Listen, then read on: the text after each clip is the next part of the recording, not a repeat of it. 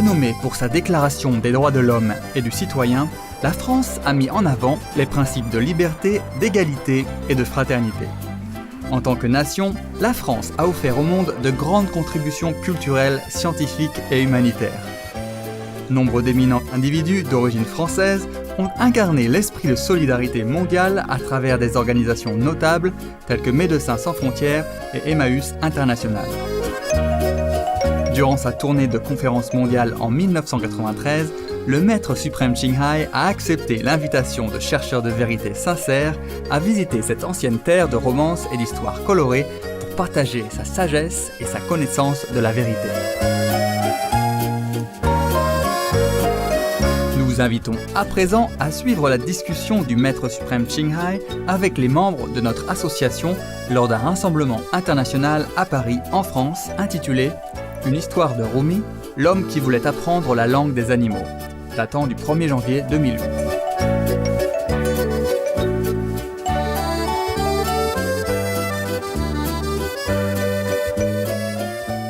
Supreme Master Qinghai's lectures are not a complete meditation instruction.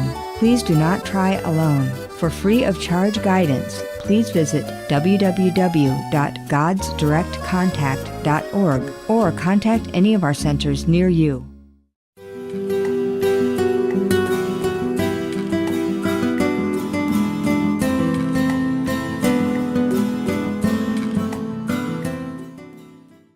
We say Happy New Year to the people of the whole world, yeah? And all the animals, yeah? All the insects, yes. And the birds. Like the non-humans, yeah? And the humans, okay? Non-humans and humans. We wish them all a very, very happy, blessed this New Year, yeah? Okay. We wish also the viewers of the Supreme Master Television a very blessed, successful, happy, prosperous, peaceful, harmonious, wonderful, best New Year ever. Yeah?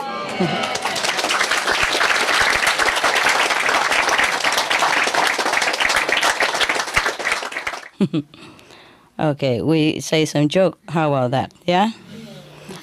I don't know what kind of joke. I just read any, okay? Jewish and non-Jewish. Oh, there was a Jewish book gone? There's there. Okay. There was a guy who come in the restaurant and then he asked for food. And then the waiter asked what he wants to drink. The waiter say, oh, we have all kind of juice in here, yeah? The man look at the waiter and say, American juice? So the waiter said, no, we don't have American juice. We have all kind of other juice. Apple juice, cranberry juice, orange juice, tomato juice. What did you say? Anybody say something? No? Waiting. Okay. I'm also waiting. I don't know. I don't know what kind of joke this is. Oof. I thought of a joke today, and then I forgot to write it down. And now I've forgotten.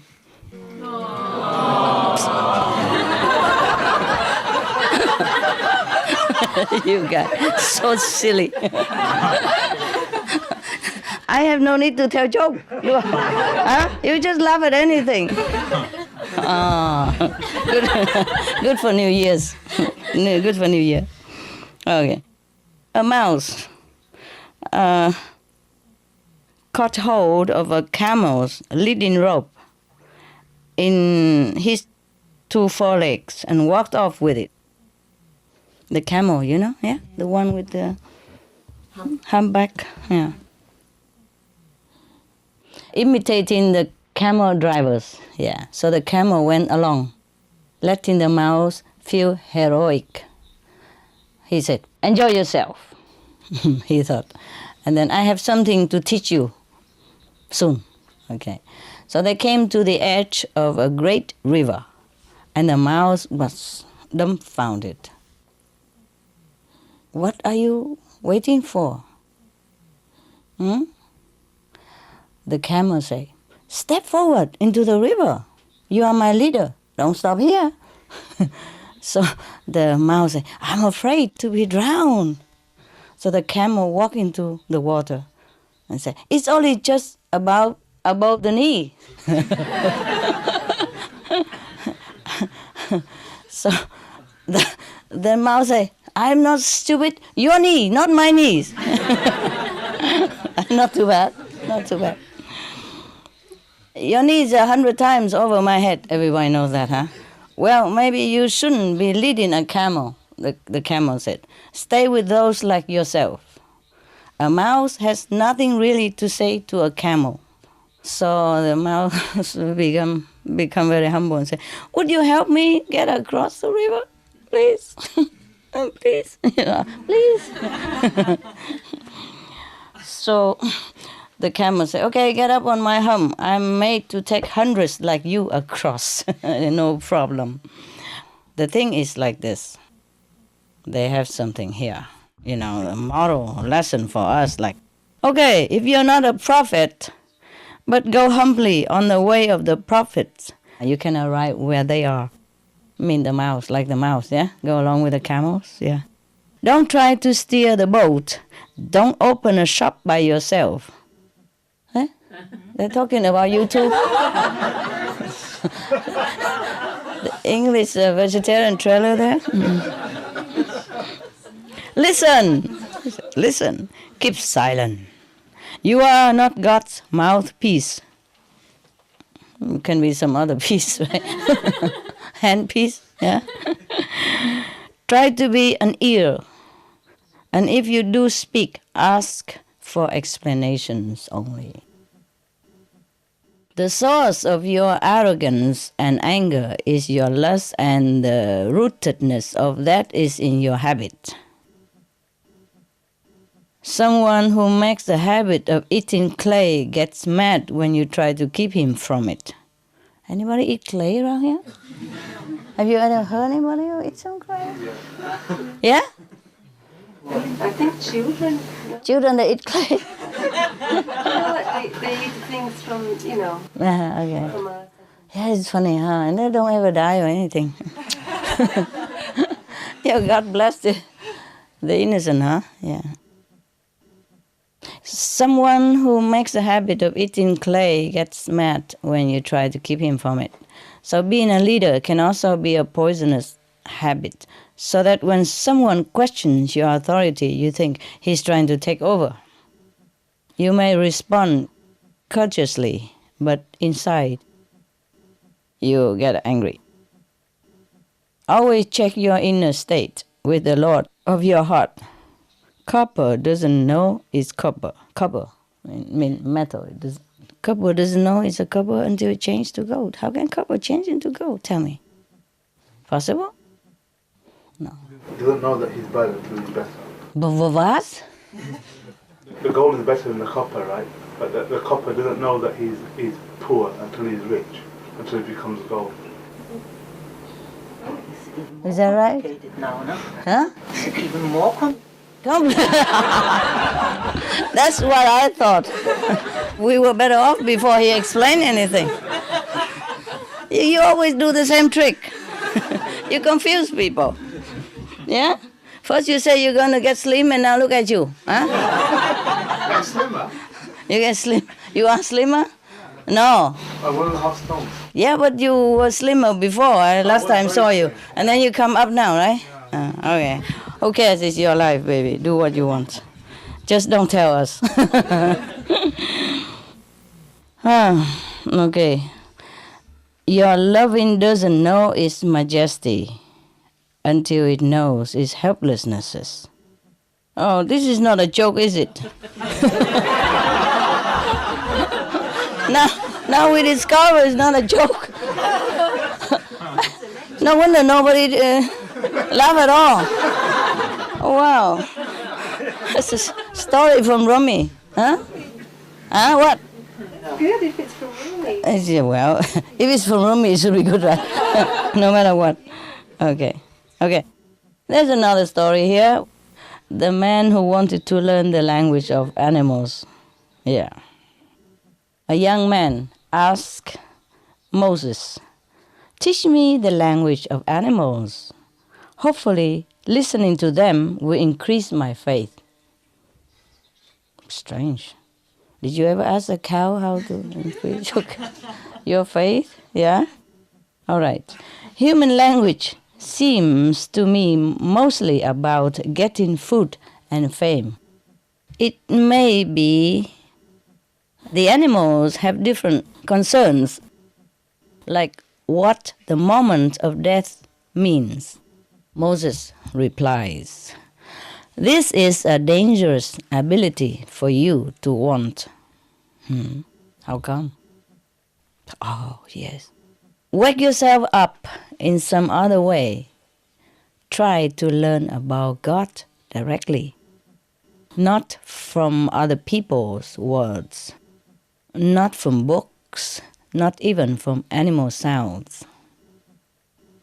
Of course, that just makes the man want to learn animal language all the more. Typical human psychology, huh? What you say no, they do it. Even you go ask the master opinion, and master say no, what you do yes, right? Yeah, it's typical. A lot of people come to master and call master this, master that, call them even Maharaji, call even Supreme Master, huh? And just ask for opinion, and when she say opinion, they don't take it. Yeah? What's the use of asking? Huh? People just like to ask something so that the master agree with him or her. And they just like it like that. They don't really want to ask anything. They don't really want a true answer, no? Yeah, you know everything, right? Yep. You know? Maybe your wife knows. Yeah. Where is she? Is she here? Yeah. No. Oh, yeah. You probably know better than him. Always, huh? Always. See, I know everything. Master knows everything. Well, okay. So, the young man said to Moses, Master Moses, "Moses, don't disappoint me in this. It's my last hope." You came to the master and you want to learn from the animal. Is that funny? Okay. So Moses asked God, "What shall I do? He's so fixed on this one thing." Wanting to learn the animal language. Yeah. Okay, God said, teach him what he wants. But this special power is not suitable for him. Even then, God said, okay, teach him, even though he thinks it's not good for him anyway. Yeah. Yeah, that's the thing about free will. I told you, huh? You do what you want. It's your life. God doesn't care. Yeah. So the master always tell you, no, don't listen to God. Listen to me. Yeah. Don't just do what you want. Do what I tell you. Yeah, and then you're free. And God give us free will, nah? We do what we want, and that's okay too. But then it takes a long time for us to go back to where we came from and to know the secret of the universe. Only the master teaches us. Yeah, so the master said, okay, let me try. Because God said, well, since the beginning of time, mankind are very stubborn, I only made two people, Adam and Eve. I could not even teach them. How you tell me to teach the multitude? And they multiply all the time, and now I'm helpless. So the master said, okay, let me try, with your permission. That's why the master came and teach us, yeah? Because God doesn't want to bother anymore. They have the free will. They do what they want, and whenever they're ready, and they crawl back home. But it takes lots and lots of time. So now, you see, God say, teach him what he wants, but it's not suitable. You see that? Huh? The guy doesn't care, does he? Okay. Because he knows, not like he doesn't care, but he knows that this guy, one of the child of God, and he knows his children very well. Just like you know your children, right? You tell them no, they do yes. Very difficult to teach your own children. Yeah, the same with God, He knows his children very well. So it's okay, teach him what he wants. He gave up already. So only the masters truly have patience. Yeah, God doesn't want to bother. Since Adam and Eve doesn't listen to him, he's cross with us. Yeah, he doesn't want to bother with us anymore. We do what we want. And the master feels sorry. So the master came down and God said, okay, try. And this is a comment then, okay? You want to read the comment? Yeah? And then we can ask him. We can ask the bubble to explain to us the rest. Yeah. Some devout people should stay weak and poor. If they become successful in the world, they abandon acts of self-denial and lose their spiritual power.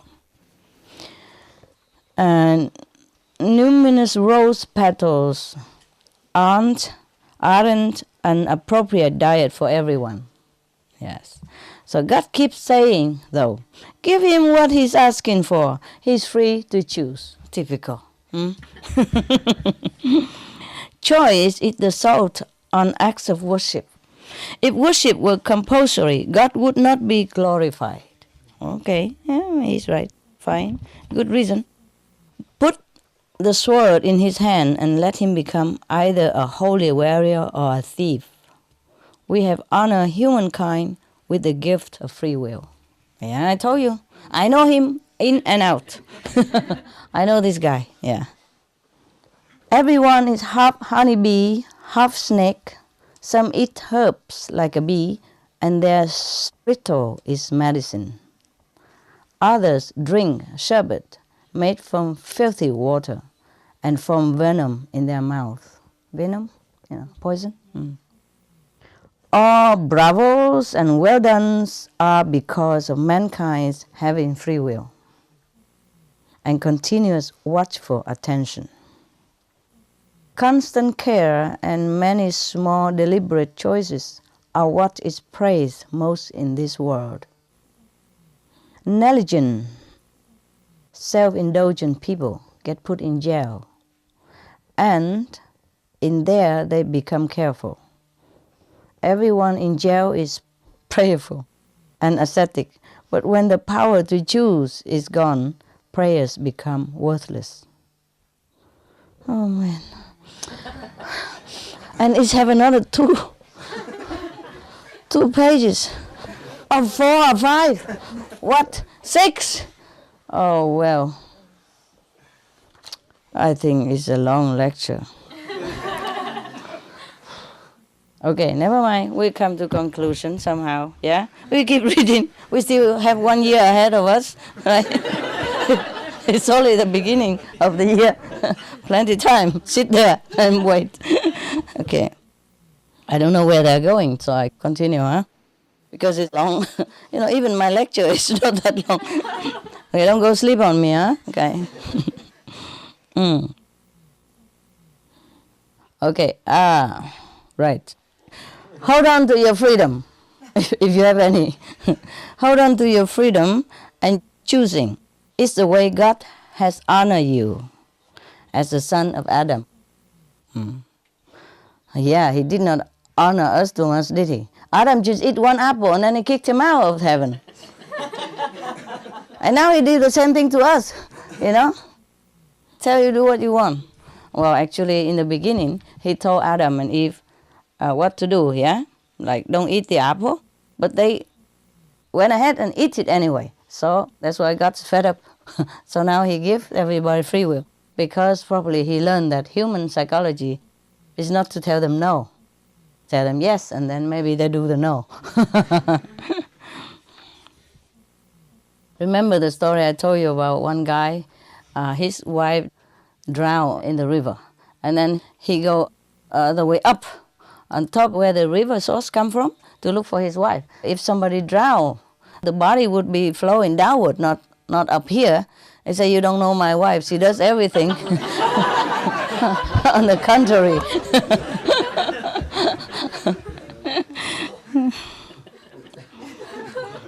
Everybody know, huh? You know that, right? See, laughing. It's a good joke. I told them many times, and they always laugh. The men. I remember the joke now. For Supreme Master Television, it's just a joke, Somebody asked me, Master, you always say that, the host for Supreme Master Television should look, good looking, should be good looking. and smiling because a positive TV channel, you know. And why that miserable guy are chosen also to be one of the hosts and a new guy? Well, he's good for something, you know, for disaster report. Or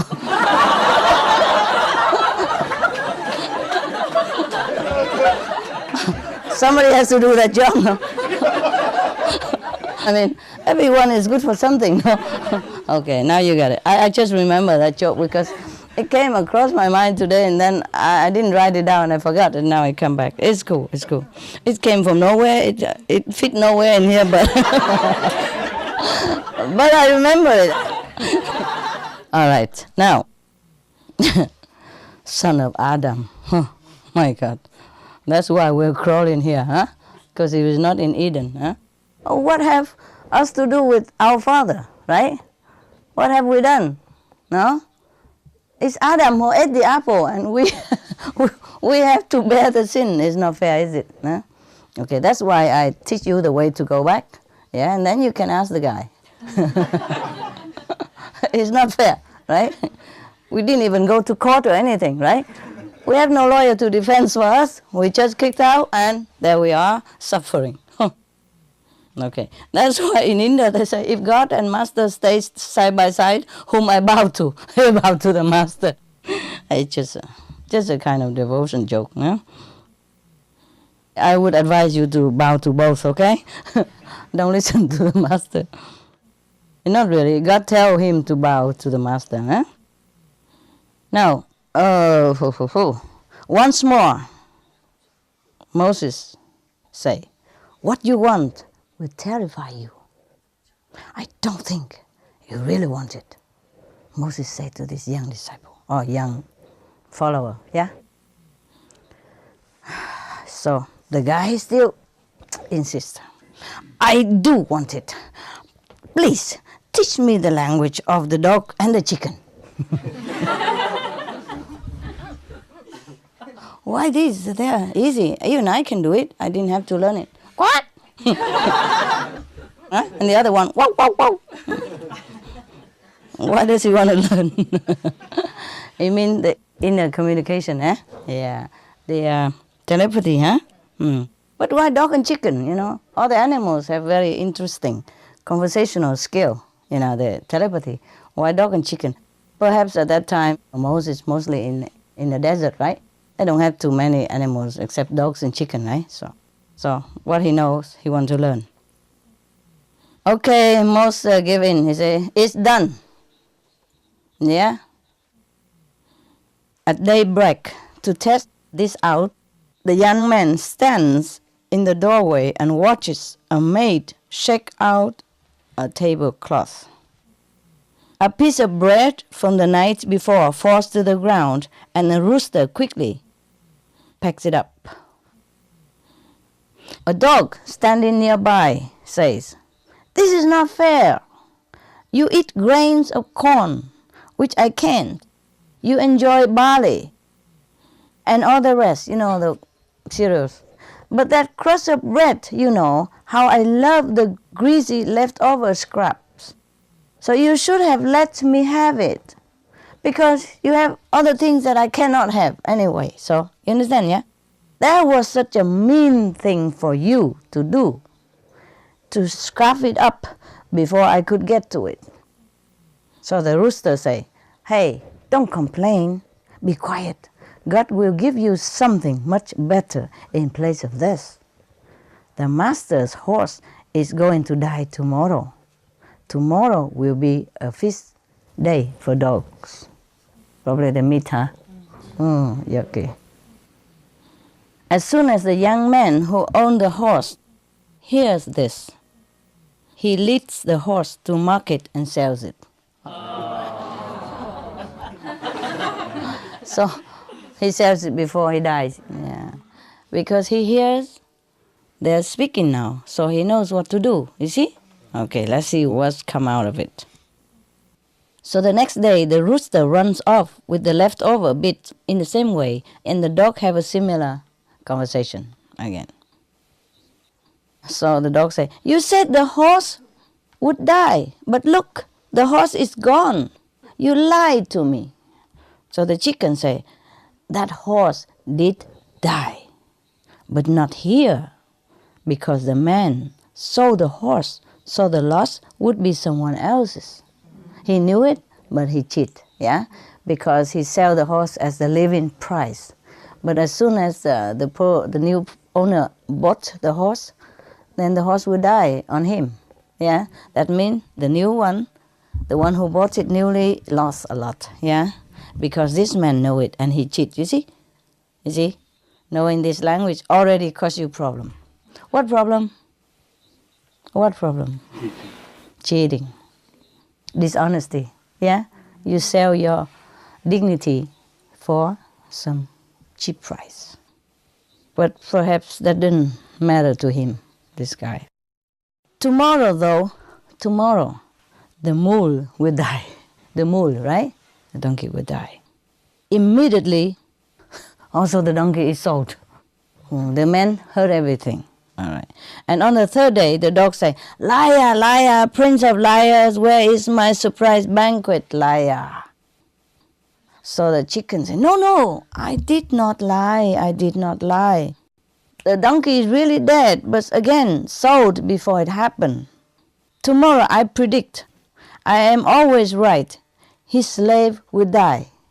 The slave of the owner of the horse and the donkey, yeah, will die. And the next of kin will scatter out lots of bread for beggars and for dogs. This is tradition over there, yeah? Like if somebody die, they will throw bread everywhere for dogs and beggars, yeah. The man, of course, hears and happily sells his dying slave for a fine profit. Oh, that's horrible. Okay. Oh, guess what happened next? Oh, we have 2-3 pages, so there's some interesting thing coming. Right now, what else is here? So the man, who knows the language of the animals, was of course very, very happy. He laughs a lot. He say, 3 times since I learned the language of dogs and chicken, I have been saved from big losses. But doesn't he consider other people? Yeah. The one who bought things from him, they lose, yeah? Either he lose or other people lose. Somebody has to lose, and that's very bad to put this on somebody else, right? Yeah. Okay. The dog say to the rooster, what is your excuse this time again? Where are the bits and pieces that you prophesied? Nothing but lies roost in your nest, and nothing but lies walk the dooryard. The chicken. My God, the dog is so philosophical. The rooster say, no, not so. I'm so truthful. I tell the truth. Yeah. The roosters are very truthful, like the priest that calls to prayers. We watch the sun and carefully tell the time. In fact, we have the sun inside us. You could turn a big basin over on top of me, and I would still crow at dawn. Such inner sun knowers are God's gift to mankind. We wake people up and remind them of their prayers. The dogs say nothing. I don't think he trusts him anymore. Yeah? So the chicken say, I have another prediction for you. Tomorrow the owner himself will die. Who is selling now? Oh my God. Even though he's young, and his hair in morning will slaughter a cow. Some of the living will reach you, and thin, hard-crusted bread, just what you like. So the death of the horse and the donkey and the slave bring round the death of the man. He kept looking for personal profit from his spiritual gift, and so neglected his devotional work, as usual. When your life is too comfortable and you have too many success, you forget to thank God, yeah? You forget to pray. because it's too comfortable and happy. You never thought of anything might happen to you. But because he sold 3 times 2 dead animals and was slave to other people, the karma came back to him, and now he died young. He says so in the book.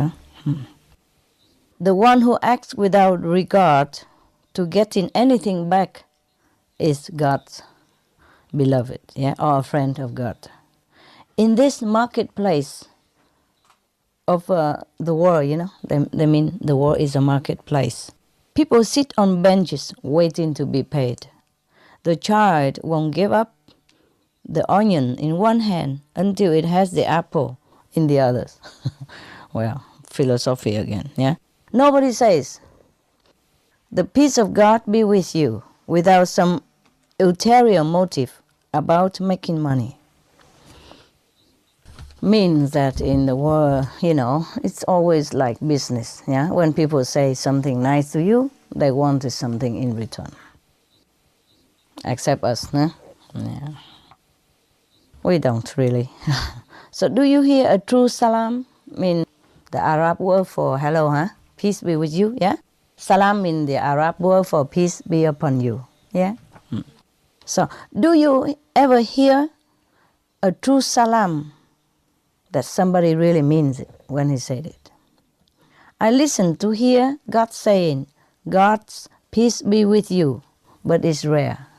It means that the person who wrote it never truly received a salam in real, honest meaning, Because that's the God's word, the word you should repeat in God's intention, like, peace be upon you, or God's peace be upon you. That's in the Arab world, they say that, When they see you, they say salam, salam alaikum, peace of God be upon you.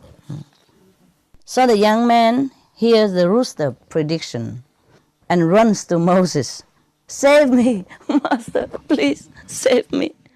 Now, Moses say, why don't you sell yourself and make some money? You have become so expert at avoiding loss. Put the suffering off on someone else. I saw this coming on the side of a brick, but you can see it even if it were in your mirror. You got it, The people here, they're really philosophical. Okay, translation. He could see it behind the wall even. But this guy could not see it even in front of his nose. Okay, that's my translation. So the young man was very, very miserable. He said, Moses, don't rub my nose in it. mean don't scold me, At least bless my soul before I die.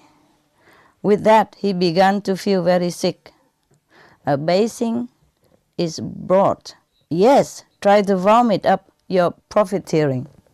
That's what Moses. The man can't answer anymore. He is carried out by 4 men with his legs folded across each other. At dawn, Moses get up and prays, Lord, forgive his impudence.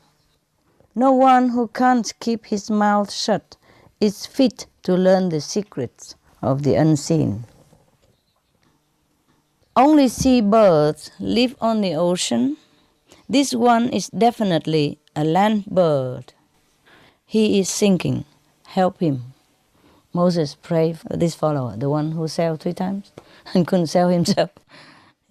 So I think God asked him, would you like me to rise him from the dead for you, Moses? I would rise everyone from the dead. Moses said, no, dying is proper for this world. Give him and everyone the mercy of faith in the next world. And it was done.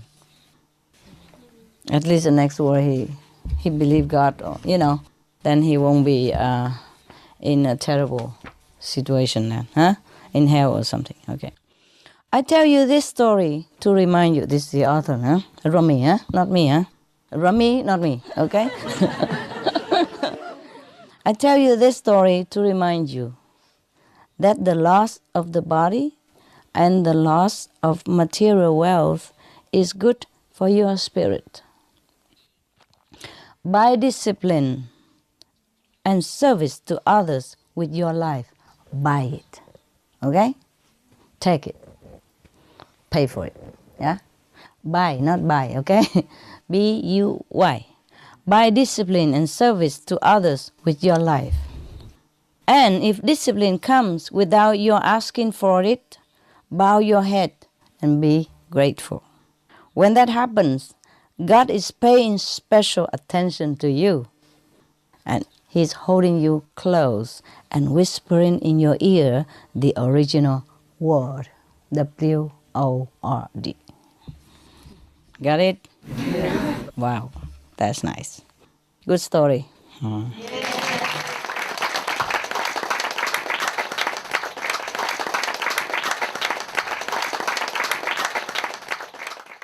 Now, what does it mean, like, by discipline and service to others with your life? What does that mean? Anybody knows? All the enlightened saints sitting around here? It's very easy, no? No, I don't know. Wise old man? Your wife. Madam? No? Buy it with your life. Okay, discipline and service to others. Selflessness, okay? Discipline.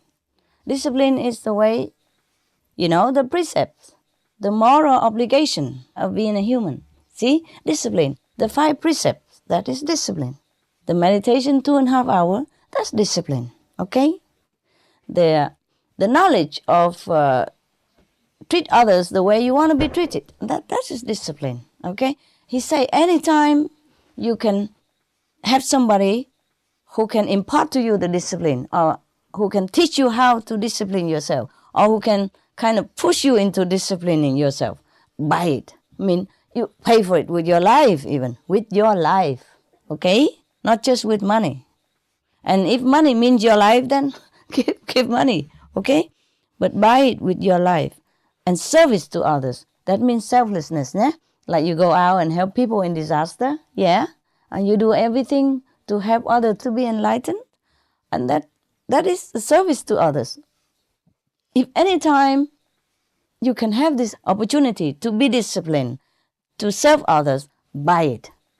Buy it doesn't mean you pay with anything. Just lay down your life for it. Do it with all your might, Forsake your own comfort, forsake your life, so that you have a chance, to serve others. If you have to forsake your life, forsake it.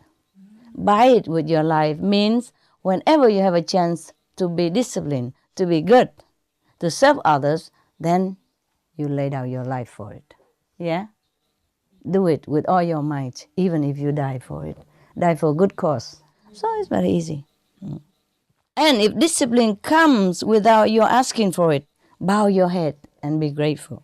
Because when that happens, that means God is paying special attention to you, holding you close and whispering in your ear the original word.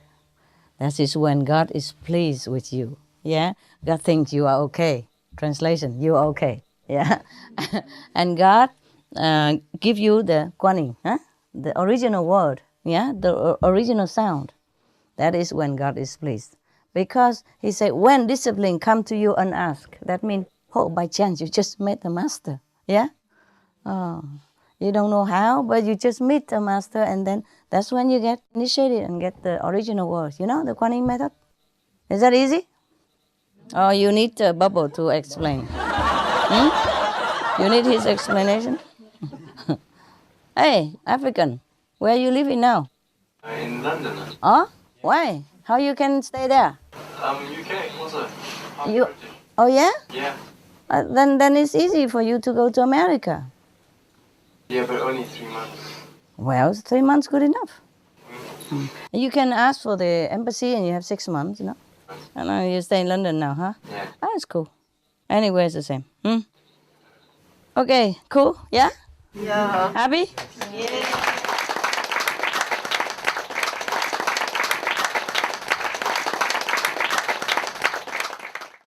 Okay, I'll tell you one joke and then we can go. And go eat. A lot of food for you. New Year food. You? What? The joke or the food? What is that ooh for? The ooh is for the joke, right? I'm not sure if it's good joke, okay? I just open and it's right there. There are two guys working for the city. One digs a hole, the other follows behind him and fills the hole in. The work... It's already funny.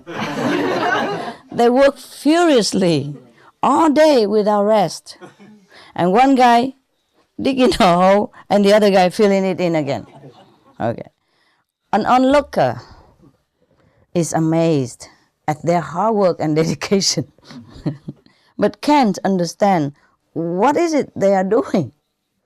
So he asked the hole digger, "Hey, I appreciate the effort you are putting into your work, and you are really diligent at it, but what is the story? You dig a hole, and your partner follows behind and fills it up again."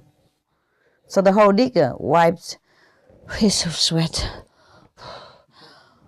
and sighed. Normally we are a 3-man team. But the guy who plants the trees is sick today.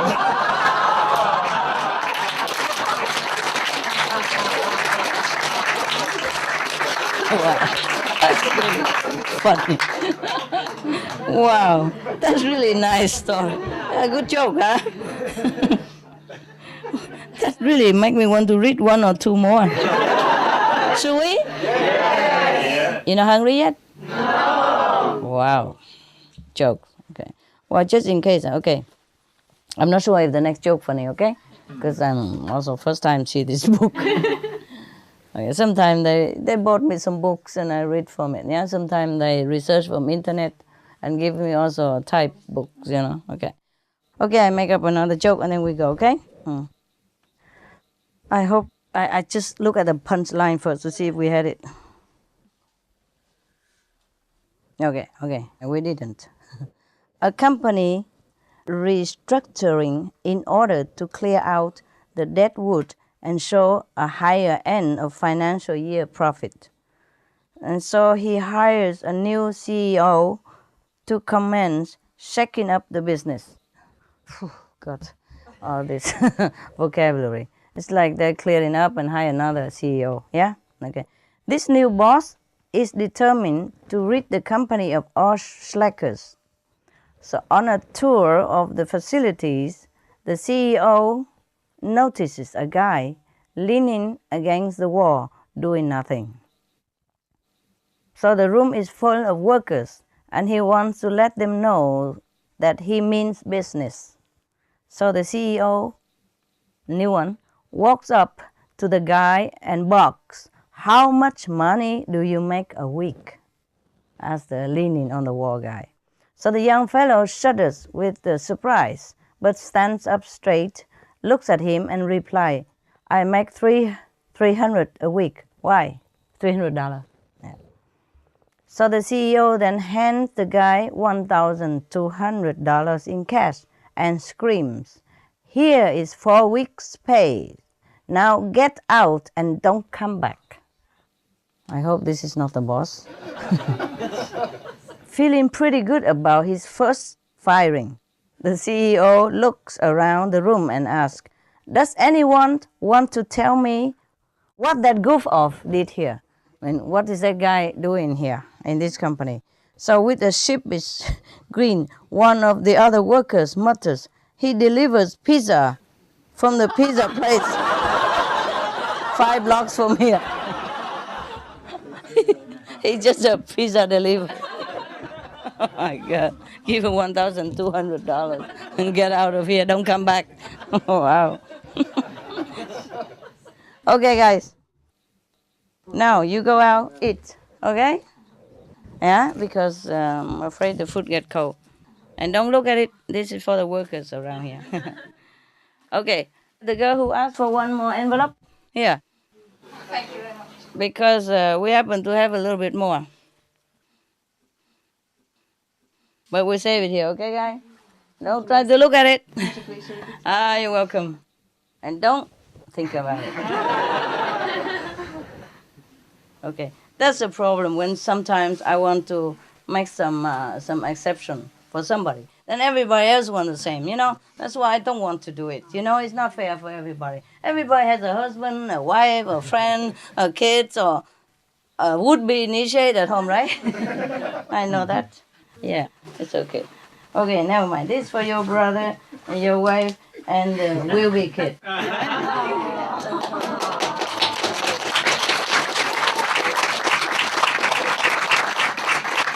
Right.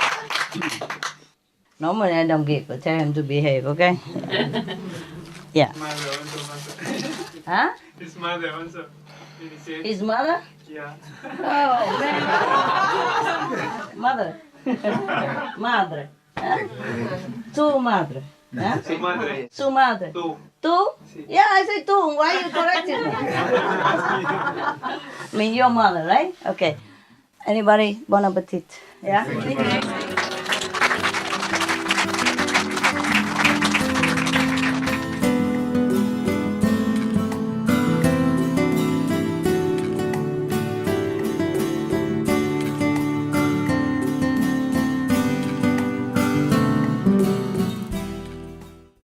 You want some more Rumi? Yeah. Okay. And we need translation again, huh? Explanation from that guy, huh? Now I know why the master in India, they don't wear too many clothes. Some don't bother to wear any at all, because if they have many disciples, you know, in case they have, it's a bit too hot like this, and they have to take it one by one anyway, huh? Okay, let's go. So you okay? Yes.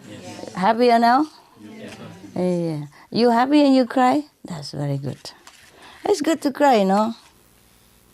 Because most men, they don't cry, yeah? And that's why they're all wound up inside and they go to war. Good that you cry, so at least you don't go to war, no? Yeah, because when you're so bottled up, you know, you don't know what to do. You can't scold the wife because that's taboo. And you just have to go out and vent your anger somewhere, huh? And that is war. You see, did you see any woman go out and make war? Huh? Mostly no, huh? Not that you know of, huh? So who made war up to date? Men. And why? Because they don't cry. Yeah, he got it quick. You know what? A woman, we are straight, huh? If we're angry, we right away. And we fed up with, finish with it, right? And the men, they just, you know, keep them. Dignify, you know, and men don't cry, no? Good boy don't cry, no? And then they go out and harass somebody else outside, huh? Yeah, because they cannot do anything with the wife, no? You know, right? You know the story of the Chinese, huh? Huh? The lion, huh? The roar of the He Tong lioness, no? Oh, you know it. Okay, I tell you again. Now you pretend you didn't know, okay?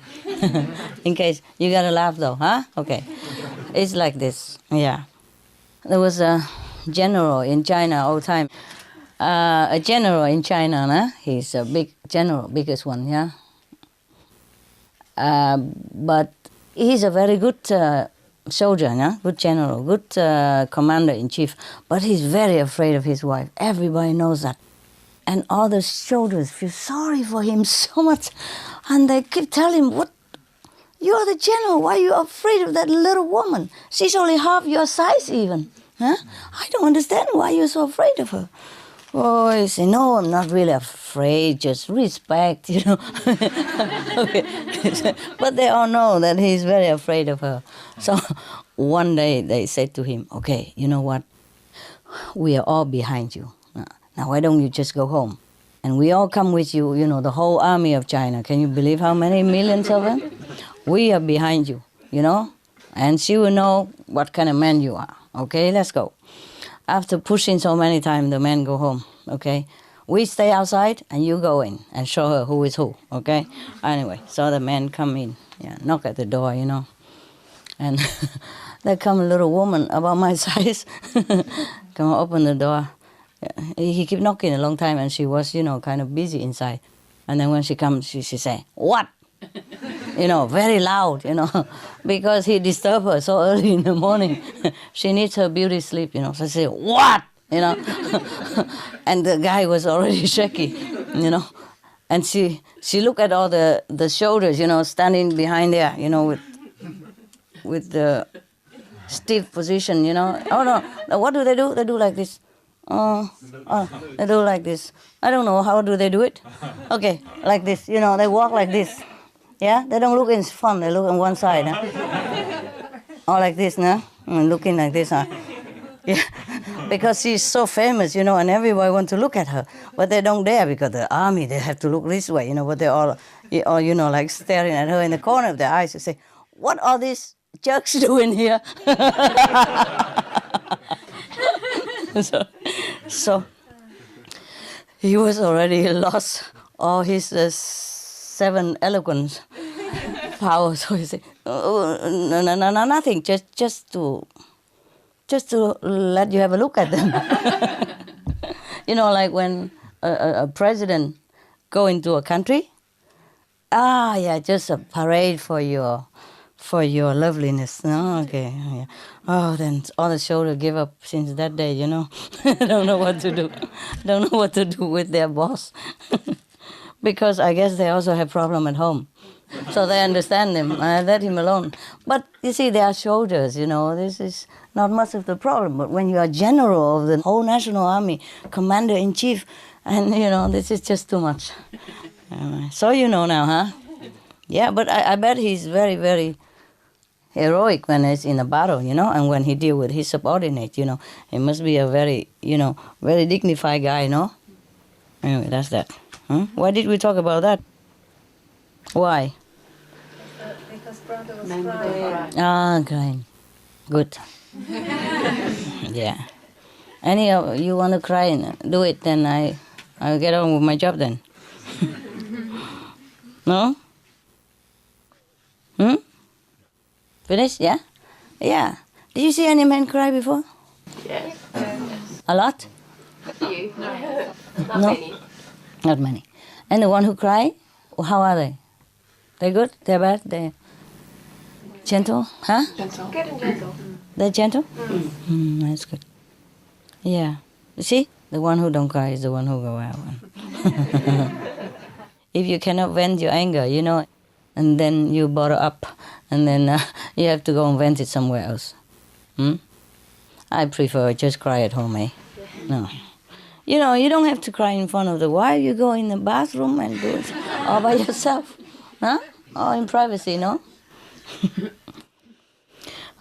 Anyway, human, we all have emotion, So crying is okay. Okay, guys? Not just a girly business, okay? So we are human, no? But somehow the scientists say that the men, they don't have some tear glands, Tears glands. That's why they don't cry. Not that they don't want to. So the guy who cries, maybe he have extra. that other men don't have. Okay, now let's get on with our serious business. Let's talk some story from Rumi, okay? Is it a good one or not? Okay. Oh, this is a story about Noah. You remember Noah? He made a boat, a big boat. Yeah. Okay. This something about his son. How it is like in the family. Yeah. In Vietnam, we say the family Buddha doesn't respond. They don't respect the family Buddhas. Like, if you are somebody, you are nobody at home. I remember a joke in America, very funny. The father of this president, George Bush. George Bush. And this is George W. Bush. Yeah, that's right, yeah. George Bush, yeah. He was knighted by the Queen of England. All of you knew? No. So famous and don't know? Okay, anyway. He was knighted. And then when he came back, his wife said to him, Miss Barbara Bush said to him,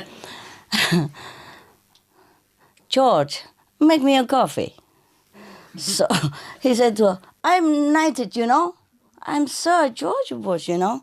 So she said, okay, Sir George Bush, make me a coffee.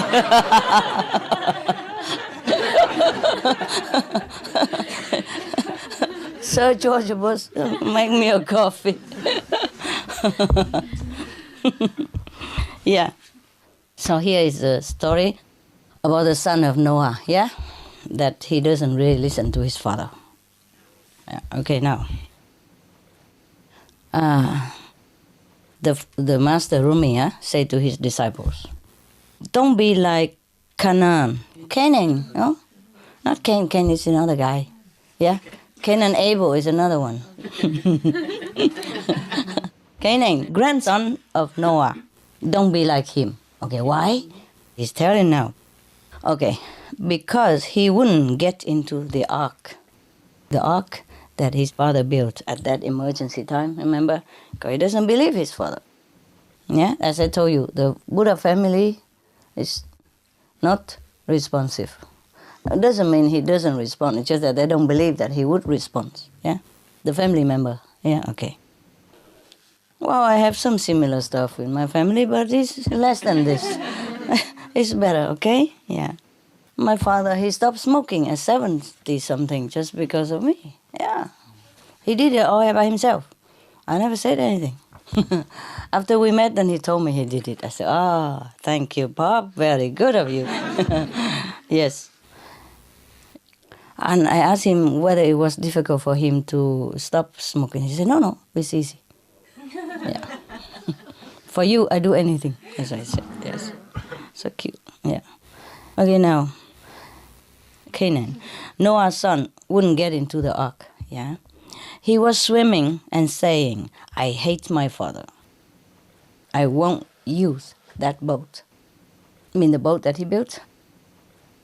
Noah called out to his son, say, come, son, sit in this that I have made, or you will drown.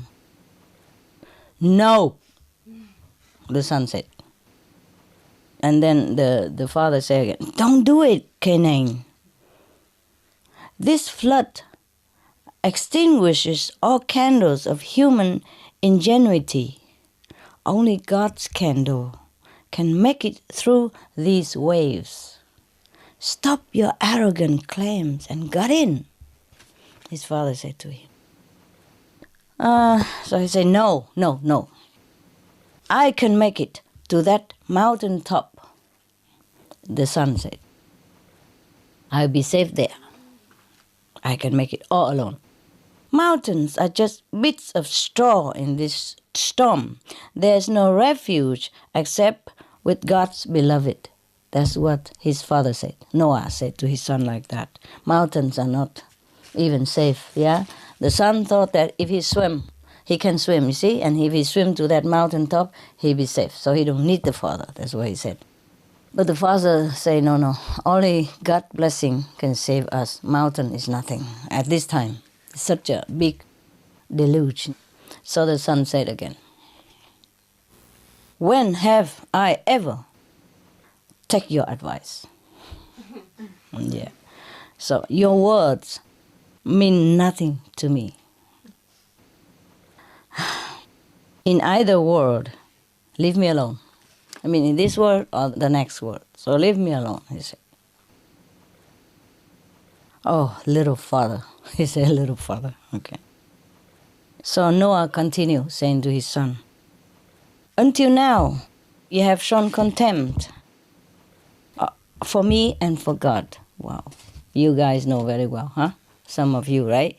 The son doesn't listen, right? It's a pain. So don't do this. This is no time for self-conceit. Until now you have shown contempt for me and for God, but now God is showing disdain. Be careful. Your disdain means nothing to God. Oh, God is not begotten. God has said, young men, don't should. Old men, don't get proud. Husband, be modest. Lady, I'm not coy. God tell everybody different thing, like young man, don't be too proud. Father, don't be arrogant, etc., etc. All that helps in my presence is utter and complete helplessness. Oof. Kenan reply, mean nothing to him. He won't listen anyway, yeah? So, Father, you have been saying this for years. You must be insane to think that I will listen to you now. It sounds familiar, no? To some of you? Yeah? This family quarreling stuff that everybody knows, yeah? But many people consider that having a lot of sons, a lot of daughters are really a blessing, huh? Maybe, if they are good to you. Huh, Bobo? Are you feeling the blessing of being a father now? Or still the same? No, actually... better now? Yeah, a lot better. Oh, good. My son went away Oh. to university. Oh. And in 2 months, he's become a really beautiful, friendly, good person. Oh. I love him. Oh, wonderful. He listens and supports. Oh, my God. But before he went away, he was like that kind of. Yeah. Huh? Similar, huh? Yeah, I think when they leave home, then they become somebody. They're not in your shadow anymore. Yeah. It doesn't feel pressure, Yeah. Sometimes living together as a family could be very tight, yeah? Just sometimes too close for comfort, nah? But after they went out, they met this and that person. Or it could be that the society dealt them something, less kind, less tolerant. So they learned some lessons, yeah? It's cool. Good for you. Yeah, very good. He should have gone out earlier. I tried to send him last year, but he was too lazy to go. Oh, actually, well, I know some parents who pay to give money, pay the daughter to go out. Yeah, here's money, go out and get an apartment, and here's money for food, so that be out for good. Is that possible? Is it truly like that? Yeah. Maybe. Yeah? Some people don't like? What? Your father tell you get out? Kind of. He just wants you to be independent, you see? Yeah. That's different, huh? My father never wanted me to live anywhere. He loved me to hang around. Don't know what for. Yeah, really. Yeah. Except if I have to go for school, if I want to go somewhere, like leave home, be independent. He said, no, don't go. I said, why not? He said, okay, then just stay for a while longer. Think about it. Yeah, think about it. Oh, he's such a darling, huh? I don't know why he loves me so much. I guess he just loves his children, huh? Yeah. He never scold us or anything, Yeah, he would be a better master for you because he never scold you, He loves you. Oh, he's so sweet and gentle. Remember the joke? Yeah? The kid, said tomorrow the teacher will ask who is my father, what should I say? It's Catholic school, say, oh God, it's your father. And then the teacher asked him, okay, who's your father? To say, oh, yeah. And then say, well, what's wrong? So the kid say, oh, normally I thought my father is my father, but yesterday my mother said I'm the son of somebody else and I forgot his name.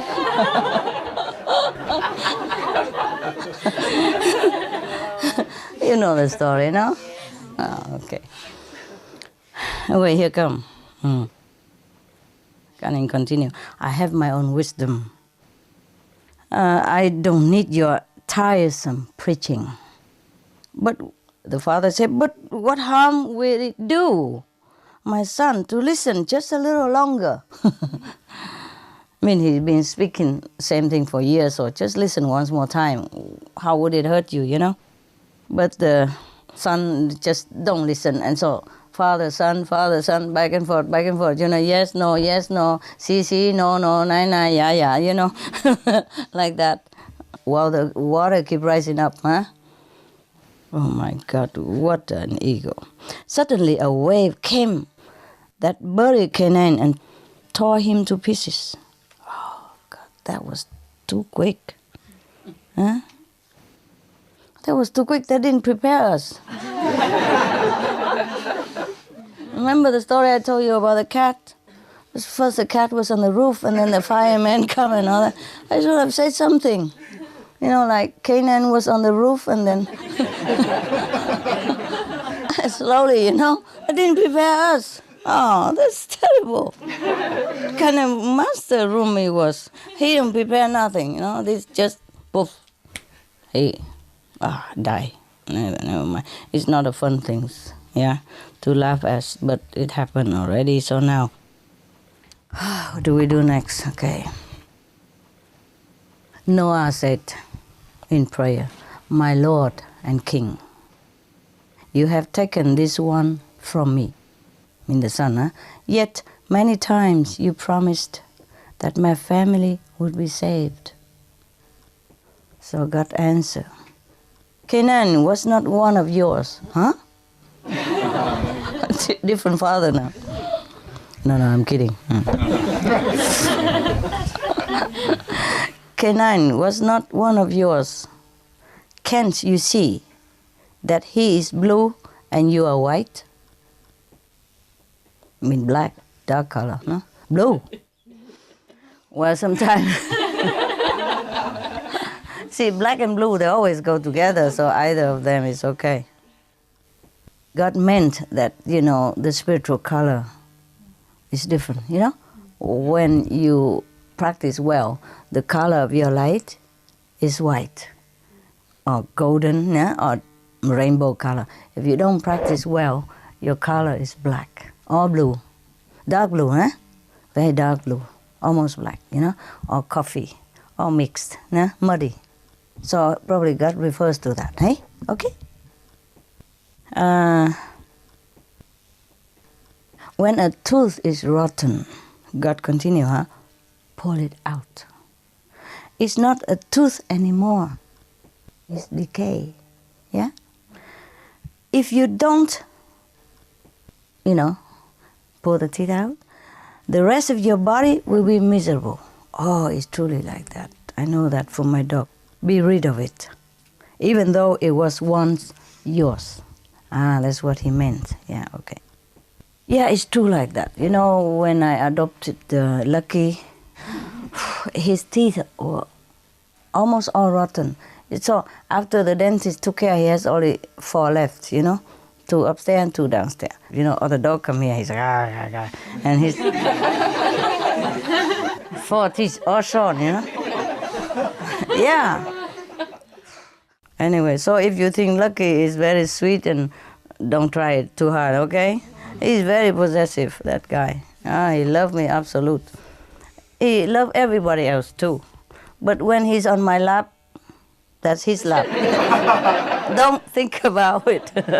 Don't go near, don't play cute, nothing to him. He loves Benny, he loves everyone, you know. He licking them all the time and play and share toys, share food, okay, but not me, huh? If he's on my lap, oh, even God don't dare go near. Shouldn't go near. He's warning all the time, you know. Because his teeth was rotten, you know. His whole body stinks. Oh, terrible, like rotten cop. He sleep on my bed when he first came because he couldn't sleep alone, and I can't just crawl in his room and waiting for him all the time to sleep. He never sleep. As long as I left the room, he knows it. He begin barking the whole neighbors. You know, you can hear him. He's small, but non-stop. He never stop. One day I just thought, okay, he will stop one time. It doesn't matter. Just let him. Otherwise, we'll spoil him rotten. You know. But no, he never stops. He's so small. He has so much energy. And at that time, he was still so sick and still sick. You know, and the whole body stings because of the teeth. Oh, horrible. Yeah, it's truly like that. You know, it infected his whole body, you know, and his blood and everything go bad. You know. Oh, terrible. It took him many months to heal, you know. He sleep in my room, but the whole room smell. Can you imagine? And my bed and everything, you know. We have to change it quick or white with vinegar. Otherwise, when beginning, now he smells very nice, yeah. Like every dog, very sweet, no problem. So how does God know about this tooth stuff? I wonder if he has tooth. He must have teeth, eh? Yeah, now we discover God has teeth. Or else how he knows, right? Huh? Bad teeth as well. Bad teeth as well. Just wonder why he has bad teeth. Tell me, Bubble. How you know that? Oh yeah. Otherwise, how would he know, right? What? Maybe too much sugar. He's eating too many teeth. We always offer things to God before we eat. Oh, this is a guy. All the good things that we have, the forbidden stuff we offer to God first, Some of you offer hoping that your teeth will not have problem eating too many chocolates. Always offer, God, always offer to him, no? No wonder, eh? Yeah, okay. But he didn't have to eat it. I mean, we can offer, but he didn't have to. So the guy has no discipline, eh? Okay, now. Oh, I'm sorry, we just have a little fun. Can you take a joke?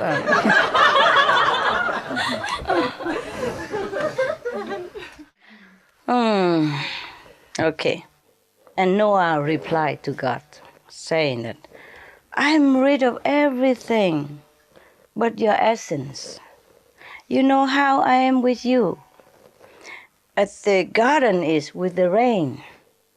And 20 times that, the garden needs the rain. Yeah, that's what he means. Wow, this is a story in Arab world, right? So, you know what rains means to them, huh? And the garden, all that. So it must be really, really, truly, truly necessary. God, nah? God is truly necessary for him. And here we would say what? The sun, right?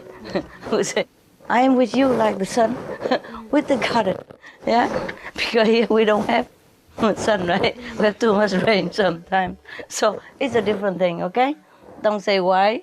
God is only likened unto the rain to Noah, yeah? Because this is a desert world over there, right? Yeah, but at that time it rains a lot. Still, he cannot forget about the time that, there's no rain. That was a different time, yeah? The whole world was flooded anyway, yeah? Only that one time, huh? So, 20 times that, the rain.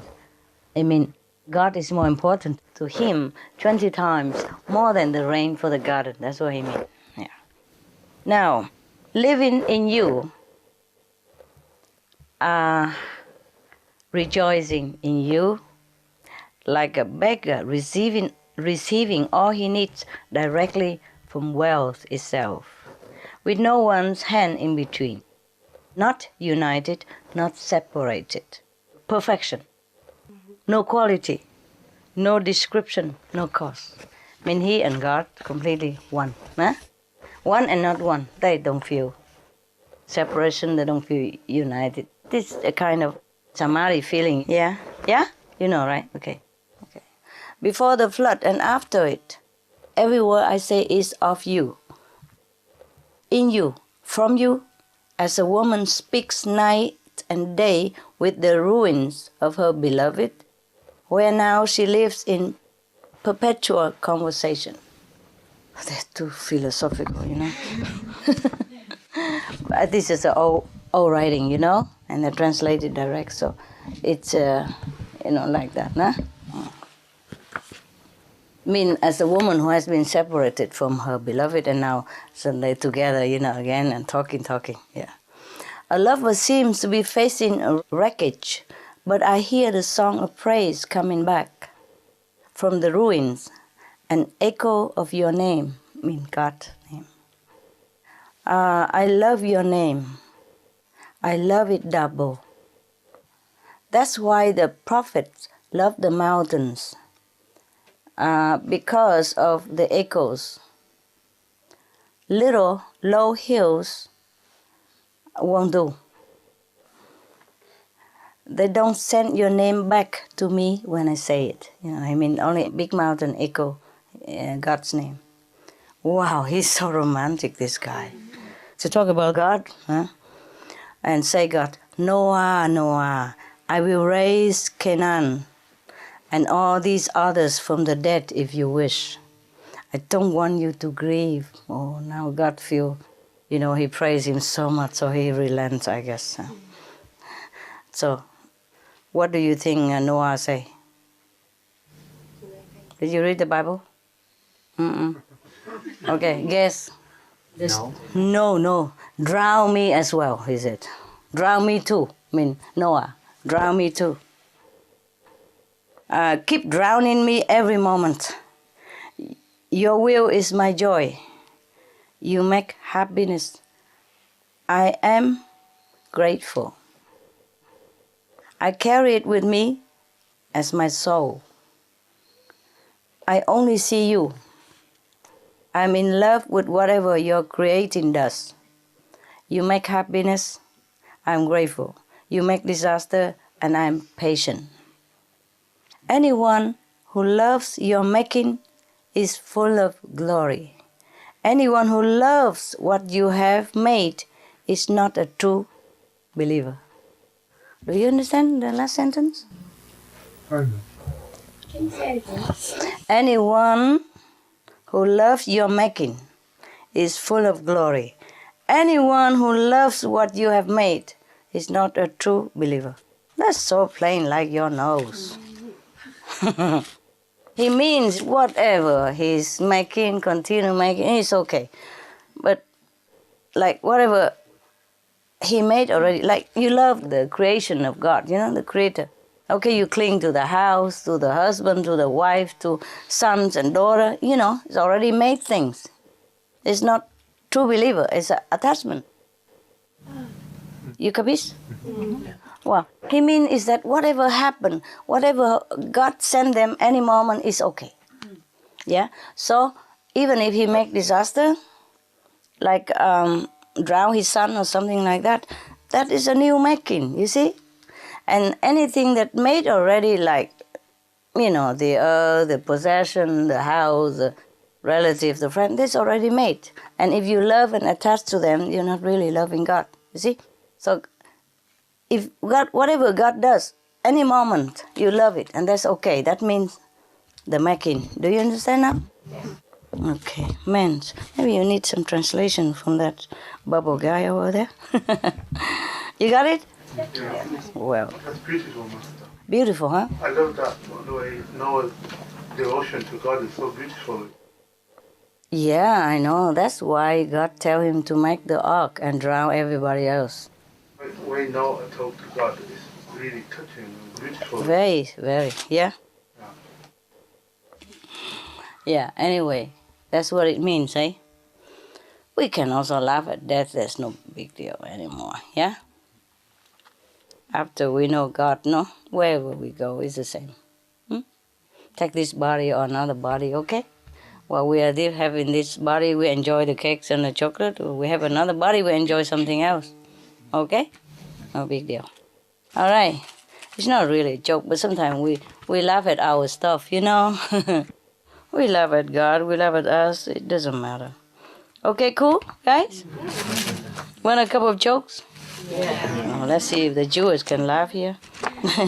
Somebody give me a Jewish joke book. Wow, that's a very long joke. Master, it's rather fitting you read that story because you're wearing a little ark. Yeah. Oh, it's true. Yeah. This called To the Other Shore, eh? Oh, it's funny, I forgot all about it. Okay, just to match this, the design. Oh, it's true, eh? So what? What does that mean? Okay, just matching, huh? It's cool. Oh, man. Okay, this is a little joke here. I guess this is a short joke. Oh, this one. Oh, my God, the Jews make a long joke. Okay, some shorter joke here. Okay. Two men were deep in conversation, discussing the intricacies of modern travel. Okay, the first man said, "Let me understand you correctly. it takes a horse and a carriage only 4 hours to go from here to Pinsk. Another name. Poland. Is that right? So, say his friend said, exactly. But if you had a carriage with 2 horses, then it would take you only 2 hours. No. Maybe? No, it's the same. No, it doesn't. Because 2 horses can only go as one anyway, right? I see, the first man replied. And I suppose then that if you had a carriage with 4 horses, you get there in no time at all. In 0 minutes. Is that right? No. He asked the second guy. And the second guy said, precisely. But in that case, why bother to go to Pinsk in the first place? Better to just harness up your horses and stay right here. Well, Jewish people are very smart. This is only joke, okay?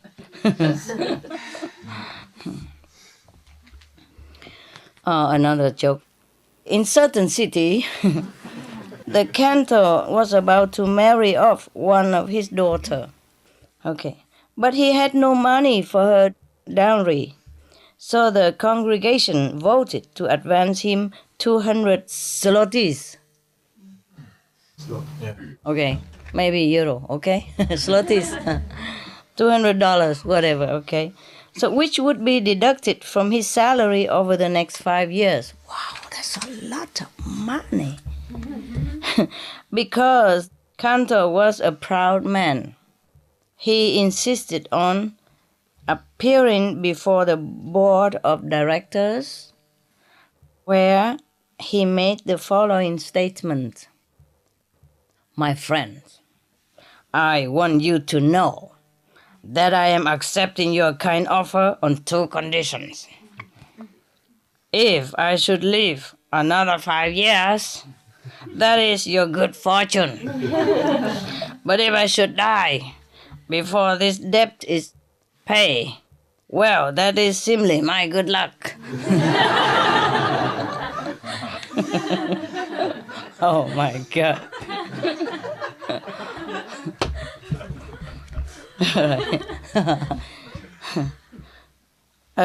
Jokester in that certain city, once thought up a riddle that nobody could answer. He said, what is purple, hangs on the wall and whistle? Anybody know? Purple in color, hangs on the wall and whistles. So when everybody in that city gave up, he announced the answer. A herring. Herring. A herring? A fish? Yeah. Yeah, I think the same. Don't look at me. Me no idea. People said, a herring? A herring is not purple. So the jokester say, no, this herring was painted purple. Oh, gosh. All right. But hanging on a wall? Who ever heard of a herring that hung on a wall? Yeah. So the jokester say, but this herring was hung on the wall. So, and then somebody shouted, but the herring doesn't whistle. So this guy said, no, so it doesn't whistle.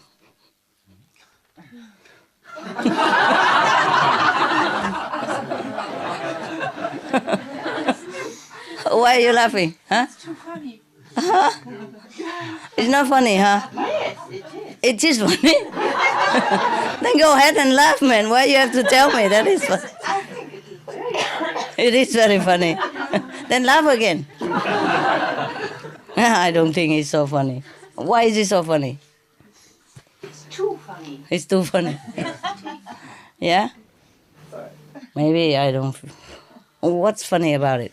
Because also told It's just crazy. of this man, this jokes that is telling it. Ah. He's a special number in the first place. A man in a certain town in a certain country, okay, on a business trip, was walking down the street when he was stopped by Joseph, the chimney sweeper. Joseph cried, "Salmon, what has become of you? It's so long since I have seen you. Just look at yourself." So the stranger said, "But wait." Probably he changed the name, right? "Never mind that," said Joseph. "You can't get over how much you have changed.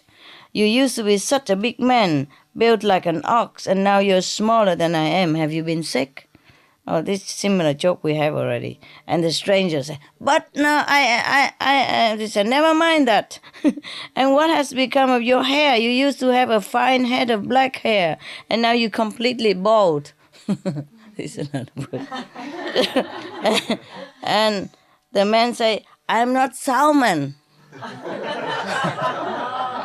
Same joke, huh? "And you even changed your name." The guy.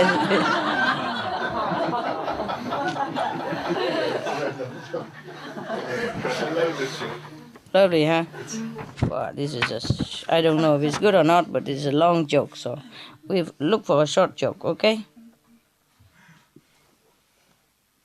There's one guy, a rich destination. He went into a small cafe for lunch.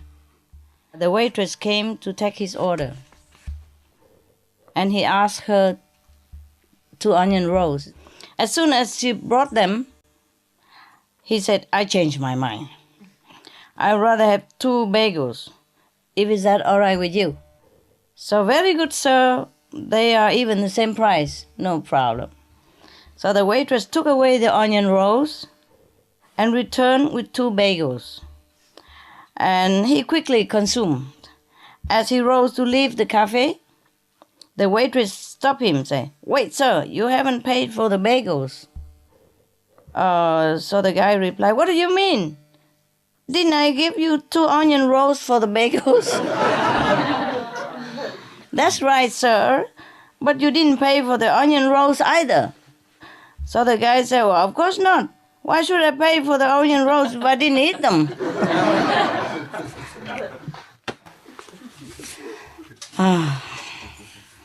My God, some customer. Good that you don't work in a restaurant, you know.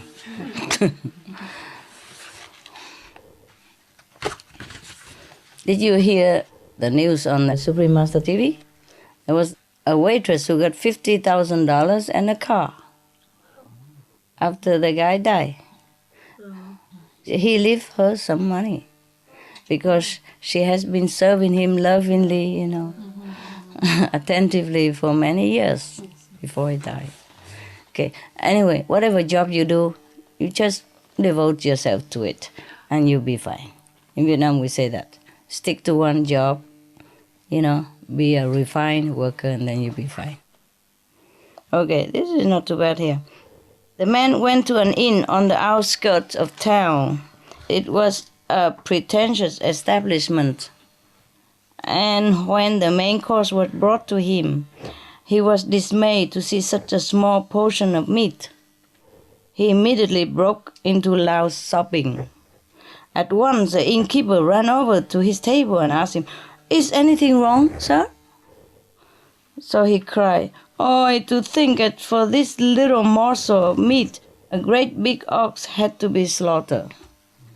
It's not funny. I agree. Yeah, what he means is he want to criticize that the meat is too small. But in truth, it's like that too, you know. Just for a little meat you eat, you know, a big guy had to die, you know. Mercilessly, yeah. Suffering all that before he died. It's not just about the dying, huh? The cruel treatment and transportation and all kind of stress that they caused him before he died, huh? I don't know how anybody eats it. Okay. Well, most people don't know. You see what I mean? The meat just end up on their table, you know, like a piece of cake. They don't ever know where it comes from and how. Yeah, if many people know how it comes from, I don't think they want to eat them. Yeah, most people will not want to eat any animal meat if they know how. If they had to kill the animals themselves, I think most people will not eat. Some of the diseases related to meat consumption and/or production. Fatal prion diseases transmissible through air or milk. Rabies, anthrax, sleeping sickness, Q fever, norovirus, swine flu, Ebola reston virus. Cured meats and fish increase leukemia risk in children. Antibiotic-resistant superbug infections and other dangerous bacteria strains. Blue tongue disease, E. coli, Salmonella. Bird flu, mad cow disease or Creutzfeldt-Jakob disease, 90% of the population at risk. Pig's disease, or PMWS, Listeriosis, shellfish poisoning, preeclampsia, Campylobacter, Clostridium difficile. Diseases hidden in healthy appearing livestock. Food poisoning, heart attack, kidney failure from toxic additives like melamine and clenbuterol. Some of the costs of meat eating. Infertility. Eating just one serving of meat per day increases the risk of women's infertility by 32%, with additional meat consumption increasing the risk. Heart disease. Over 17 million lives lost globally each year. Cost of cardiovascular disease is at least $1 trillion a year. Cancer. Increased childhood cancers and adult reproductive cancers from hormones in meat. Colon rectal cancer. Over 1 million new colon cancer patients diagnosed each year. More than 600,000 colon cancer-related mortalities annually. In the United States alone, colon cancer treatment costs about $6.5 billion. Millions of people are newly diagnosed with other meat-related cancers every year. Diabetes. 347 million people are affected worldwide. An estimated $174 billion spent each year on treatment in just the United States. Obesity. Worldwide, 1.6 billion adults are overweight, with 400 million more who are obese. Costs $93 billion each year for medical expenses in the United States alone. At least 2.6 million people die annually from problems related to being overweight or obese. Environmental. Use up to 70% of clean water. Pollute most of the water bodies. Deforest the lungs of the earth. Uses up to 43% of the world's cereal. Uses up to 85% of the world's soy. Cause world hunger and wars. 80% cause of global warming, plus more. Some of the costs of milk consumption. Cowpox from milking cows. Bacterial microbes, pesticides, and enzymes found in cheese derived from the inner stomach linings of other animals. Up to 80% of the calories in cheese are from pure fat. Breast, prostate, and testicular cancer from hormones present in milk. Listeria and Crohn's disease. Hormones and saturated fat lead to osteoporosis, obesity, diabetes, and heart disease, linked to higher incidences of multiple sclerosis, classified as a major allergen, lactose intolerance, plus more. For help quitting, please visit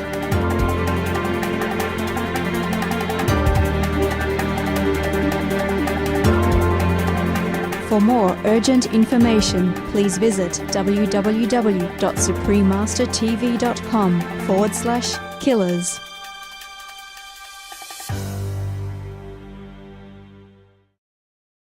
Okay, there's another story. The fast of Tisha B'Av, the rabbi sent for certain Jewish believer. Okay. My disciples have told me that you were seen eating yesterday, the day of the fast. Is it true that you have committed to such a grave sin? So that Jewish guy say, let me explain what happened. As I was leaving the synagogue, after morning prayers, I walked along the river where the poor women do their laundry. And one of the women remarked that everybody in town was fasting today. And then her friends asked her, is that true? So the woman said, well, I wish that I had 100 rubles for every Jew who who will eat today. What does that mean? I wish that I had 100 rubles for every Jew who will eat today. And to make sure that this poor woman would have at least 100 rubles, I decided that I should break the fast. Nah, not funny. You see, that's the problem with spontaneities. Most of the joke you heard from me that when you bring the house down because I screen them first, you know, and I check them which joke I should tell, which joke not. Yeah, today it's just like New Year holiday, so we like play lotto, you know. Oh man. Okay. That's a lot. Lot of joke. Okay. So we look at other better joke somewhere. Not Rumi again. Okay, this one. The same one. Okay, good. Okay. This joke we didn't have. A man, I don't know if it's funny, okay? In case if it's not, you don't have to laugh, okay? It's free. A man joins a big corporate empire as a trainee. On his very first day at work, he dials an extension and shouts into the phone, "Get me a coffee, quickly!" So the voice booms from the other end of the line, "You fool! You have dialed the wrong extension. Do you know who you're talking to?" "No," the trainee replied. "From the CEO of the company." "I am the CEO." The trainee booms back with the same amount of authority. "And do you know who you are talking to?" "No," the CEO replied. "Good." And he hung up the phone. We heard a similar joke before. Thanks. Thank you for being generous.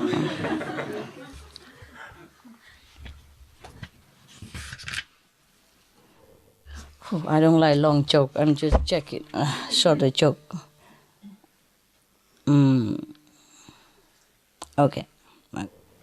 An engineer, a manager, and a programmer are driving down a steep mountain road when the brakes fail and the car careens down the road out of control. Halfway down, the driver managed to stop the car by running it against the embankment, narrowly avoiding careening off the cliff. They all got out, shaken by their narrow escape from death, but otherwise unharmed. So the manager says, "To fix this problem, we need to organize a committee, have meetings, and through a process of continuous improvement, develop a solution." The brake, to fix the brake. Oh my God. Truly, are they like that? The engineer says, No, that would take too long. Besides, that method never worked before. I have my trusty pen knife here, and we'll take apart the brake system, isolate the problem, and correct it. The programmer says, "I think you both wrong. We should all push the car back up the hill and see if it happens again."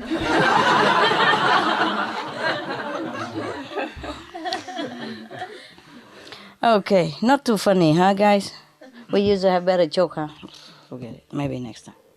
Maybe you guys meditate, okay? What did they say to you before you came here? Before you fool enough to go on the airplane or the car to drive here, what did they say to you? Why did you came here? Celebration. Party, huh? Celebration. New Year celebration, okay. So how long does this New Year last? 1 year. I mean, New Year celebration. Don't be too clever. How long does this New Year celebration last? Did they tell you? 6 months. No? No, They didn't say? Okay. Did you have a New Year celebration yet? Yeah? Okay, that's it.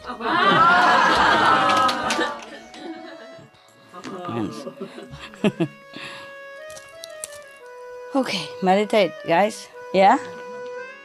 Maybe I sit with you for a while or not? Okay, turn off the lights.